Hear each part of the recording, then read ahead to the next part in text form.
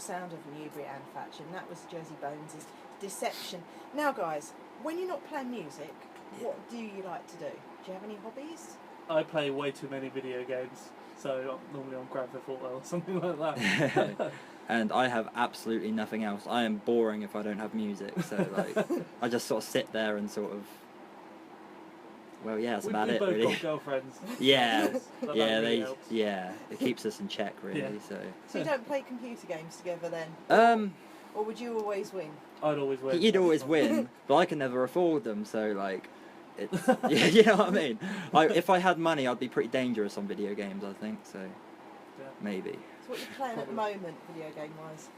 I'm playing a game called The Witcher, where I'm like basically a samurai guy that goes around killing things. So that's where most of my time goes if I'm not playing something musical. And if you couldn't be involved in music, what would you choose to do with yourself? I'd probably go into like film or something. Maybe. Yeah, film. Yeah. I think we're both quite big movie buffs. Oh god, yeah, we absolutely. actually draw a lot of musical influence from films as well. So yeah. Yeah, love all the Western films and stuff like that. Yeah, for some reason that's stuck out to us, but yeah. So you've been on the gigging scene a while because you were previously with the Military Arcade. Yes. Which you've actually got an EP coming out shortly. Yeah, we've broken up, unfortunately. It's just one of those things. We've just carried on and we're doing Jersey Bones, obviously, but we're releasing what would have been the album as an EP. It's called Bon Voyage. It's got 4 tracks. Four tracks on it. Yeah. They've all got really different things as well. Like the band went through so many different periods that every song just kind of ended up sounding completely different. It was written in a different. They're all written at different times. Yeah. So there's some big epic songs in there. Yeah, they're all quite big numbers. But it's a good sort of send off, I suppose. Yeah. Because it's the best work I think that we did.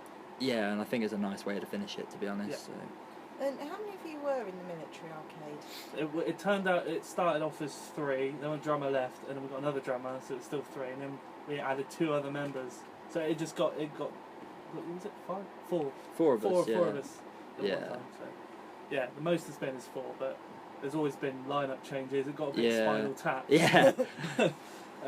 So yeah, I think that's stripping it back to 2 people as well. It's also just kind of helps organise. Yeah. Oh god, absolutely. There's so much more freedom, I think, because we are control freaks, no doubt about that. But like, yeah, it's nice to have the freedom. We can go out and play a gig whenever we want, really, within reason. And not have to go through like loads of channels to confirm it and things like that. That's it. Yeah. And just ending on the Military Arcade. Yeah, sure. Your last EP, people want to find out about that and hear your last EP in the band. Yes. How can they go about doing that? Well, we're going to release it probably next week at some point. I'm thinking we'll probably release it next Friday. Yeah. Yeah, it'll be available on Spotify, iTunes, Amazon, all of that. All the digital. Yeah, digital of stores. course. Yeah. Yeah, even small ones as well. Yes. Now, like HMV and things like that. Yeah. So yeah. So watch this space for the Military Arcade. Good, absolutely. Lovely farewell. Yeah, But absolutely. on to new adventures as a duo. Yeah. Yeah. Now, being brothers, are there any sort of riffs? Do you argue at all? Oh god, we're killing each other killing, 24/7. I'll come up with an idea and he'll hate it. He'll come up with an idea and I'll hate it. And normally a chair flies into a window and guns are fired. It all tends to, after 5 minutes, we're like, should we just get on with it? And it just happens. That's it, because I think we're a bit too alike sometimes. So obviously we clash, but at the same time it's also really good because it gets the anger out. That's it. Yeah.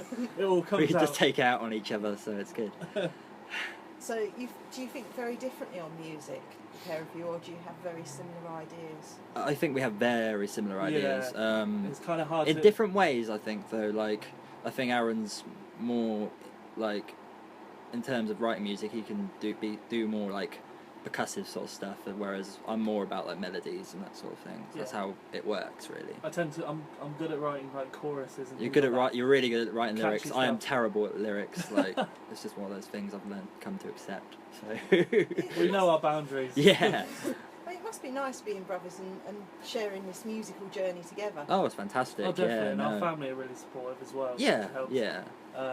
our old man's an Elvis tribute, which is always interesting. He's Mike Nova. He does a few gigs around here locally. So could we have a bit of Elvis on one of your music videos in the future? It's been. He's already been. Has he been in one? No. As an extra, maybe, but yeah, no, he. We've got one on the cards, but it's just getting him to agree to it. You know what I mean? He's a bit reluctant. He tends to shuffle us around and help us out, be our roadie for the night, and we're his roadie for another night. So we kind of. Yeah, absolutely. Must be quite nice. I reckon a bit of Elvis in your group could be a bit fun. I think so. I think that would be different. We'll all have quiffs, it'll look really strange. Yeah, have some really rubbish sideburns and everything. And in previous gigs, have you got any funny stories of things that have happened to you while you've been gigging? Quite a few. One that does stick out was on our UK tour last year.